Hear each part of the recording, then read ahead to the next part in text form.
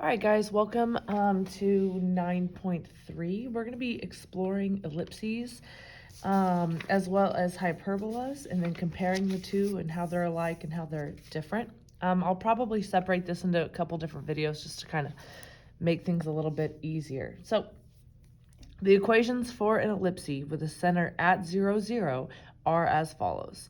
So we have x squared over a squared plus y squared over b squared equals 1. And x squared over b squared plus y squared over a squared equals 1. All right, one of the formulas above represents a horizontal ellipse, which is going to look more left to right, and then the other is vertical, which is going to be more up and down. Okay, you will explore how to tell which is which. All right, so the first one, the graph below is the equation x squared over 16 plus y squared over 9 is equal to 1. And this is where a squared is equal to 16. So I know that this is a squared, and that means that this one is b squared. And I'm looking specifically at one of these equations. They've already told me that a squared is 16. So it's going to be looking more like this first one, and that b squared is 9. The center is at 0, 0. The vertices are at 4, 0. Co-vertices are at 0, 3. And the foci is at the positive or negative square root of 7 plus, or comma 0. All right, so we are basically exploring into this ellipse and seeing where this information comes into play on the graph and how they get these numbers just by looking at the equation that's given. So the center is at 0, 0. We're going to bypass that for just a minute. The vertices at plus or minus 4, comma 0. All right, one thing I can see just by looking at the equation given is that the square root of 16 is 4. And we also know that a squared, just as they said, a squared is equal to 16. So that means if we square root a and we square root 16, then a would be positive or negative 4. And since it's under the x, it would be 4, comma 0. Well, positive or negative. Okay, so I'm kind of putting things together. From looking at the graph, I see that the center is 0, 0, and that it goes right 1, 2, 3, 4, and left 1, 2, 3, 4. All right, it also goes up 3 and down 3. All right, and so that definitely shows us where our vertices are. So left to right are our vertices, and up and down will be the co-vertices. All right, and so same thing here. Our b squared is equal to 9. That means b is equal to plus or minus 3. And it's under the y value, so I can see where they come up with 0, comma 3. All right, let's talk about the foci. Plus or minus square root of 7. I'm just thinking off the top of my head, I know the difference between 16 and 9 is 7. So if we were to look at it as a squared plus b squared, well, minus, let's go with minus, a squared minus b squared. Oh, man. Is equal to c squared. Let's just try that. We've got 16 minus 9 is equal to c squared. And if 7 is equal to c squared, then that would mean that c is equal to the positive negative square root of 7. All right, so to find the foci, they use the a squared minus b squared is equal to c squared. Okay, let's look at the second one. We have the graph of x squared over 9 plus y squared over 25. So here they're saying that a squared is equal to 25, which is actually under the y.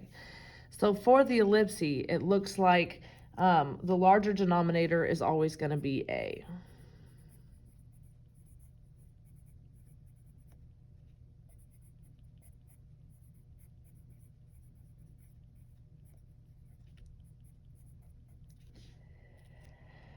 All right, let's see, center is at 0, 0. We have the vertices at 0, comma 5.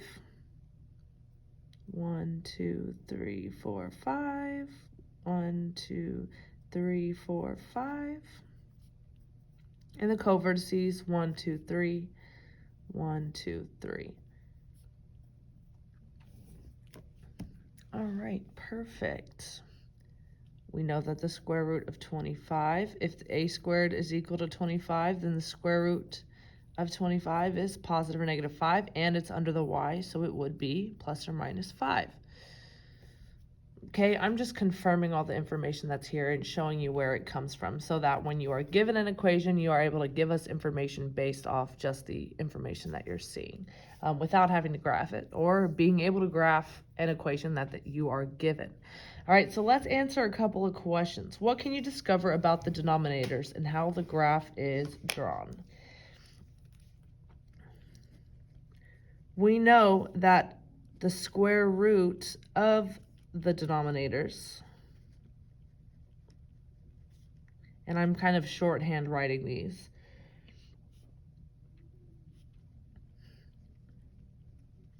show how many units to radiate each direction. So when we square root the denominator, if it's under the x, we square root 9, that means we go left 3 and right 3. We go on the x-axis. And when you're looking at the y, we square root 25, that's plus or minus 5, so I'm going to go up 5 and down 5 to create my ellipses. All right, why are the ellipses oriented differently? What determines whether the ellipse is longer in the horizontal or vertical direction? So for the top one, it is longer in the horizontal direction, left to right, on the x-axis, and the larger denominator is on the x, is under the x. For the second one, it is longer up and down, and our larger denominator is under the y. All right, so when x squared has a larger denominator, that means it's going to be horizontal. When y squared has a larger denominator,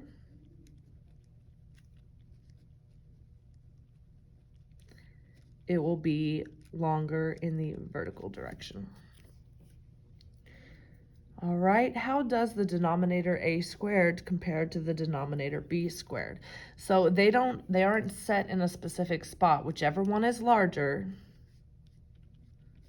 will always be a squared.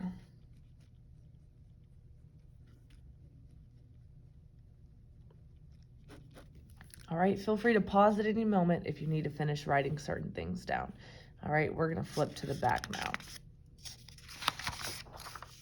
Got a couple more things that we're gonna look at on the ellipses, and then we'll get into the hyperbolas. Okay, explain how you would find the coordinates of the vertices. All right, just as I said on the front, we would square root the denominator,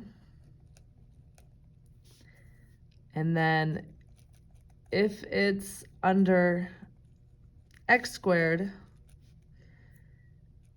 then you would radiate left and right. Left and right of the center, just to be specific here. And then if it's under the y squared,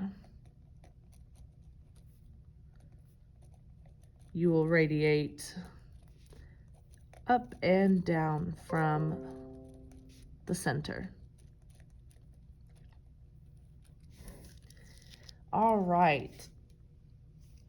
The foci are located at a distance c units from the center. Find the formula to find c based on the two denominators. You may need to discuss this with partner. If anybody has any questions over this, we can definitely go over it as well. But I already had it on the front as c squared is equal to a squared minus b squared. And if we're going to write that just as c, it'll be the square root of a squared minus b squared. Oh, let me not forget my positive negative.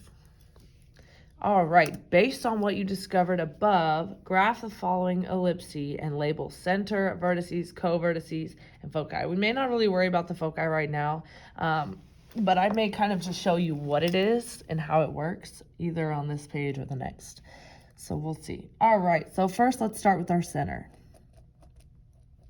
The center is the origin currently.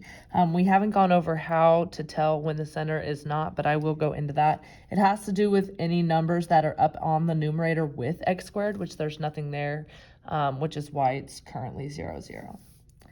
So then we have the vertices, which is going to be whichever one is larger, which is currently under the x. So those will be, if a squared is equal to 25, that means a is equal to positive or negative 5, and since it's under the x, it goes in the x coordinate position.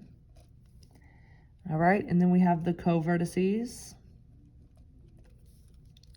which is b squared is equal to 16, which means b is equal to plus or minus 4, and since it's under the y, it will go in the y coordinate position. All right, so we're going to go ahead and just label the graph from here, from the center. And once you label the center, as long as you know the vertices, that makes things a lot easier. So we will go left and right 5. I'm just going to kind of make some little curves here. We're just making like the shell of the ellipses. And then the co-vertices, we go up and down 4.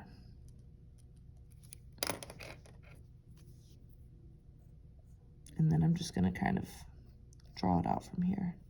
Just a little dotted, shaded type of ellipse. And this is what our ellipse is going to look like.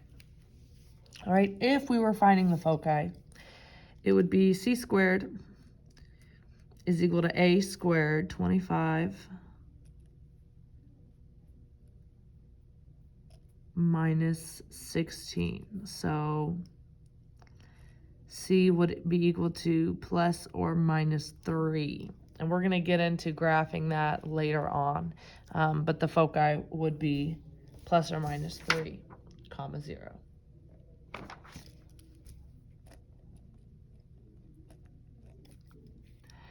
All right, so we're going to rewrite the following in standard form. So standard form is what is shown here, where it's 1 is equal to, and everything else is on the left side. So your right side, or wherever there's just a number, it has to be equal to 1. So these ones are pretty easy. Everything is set up really nicely. All we have to do for the first two is make this side equal to 1. And the only way we can do that is divide by what's there. 8 divided by 8 is always going to simplify to 1. And that means we'll divide everything on the left side by 8 as well. So then you'll just end up simplifying. So 2 over 8 is 1 over 4. So I'm just going to leave it as x squared over 4 plus 4 over 8, which is 1 over 2, is equal to 1. All right, we're going to do the same thing on the next one. We'll divide by 36, divide by 36. 4 over 36 is 1 over 9, so I will have x squared over 9, plus 9 over 36, which is y squared over 4, is equal to 1. All right, on number 3, we just have to be sure to move this negative 5y squared to the left side. So I will add it. That means we end up adding it over here. So I'm going to go ahead and rewrite that part. We've got 5x squared plus 5y squared is equal to 20. Now we can divide by that 20. Okay, so we get x squared over 4 plus y squared over 4 is equal to 1. All right, think about the sketching question in number 3. What is special about this ellipse? What is special about this one here? So if I'm thinking back to the one that I sketched, if I were going to sketch this one that we've just been given, if my center is 0, 0, and I end up sketching this one because they're 2 as A and B, we will get a circle. Since the denominators are equal,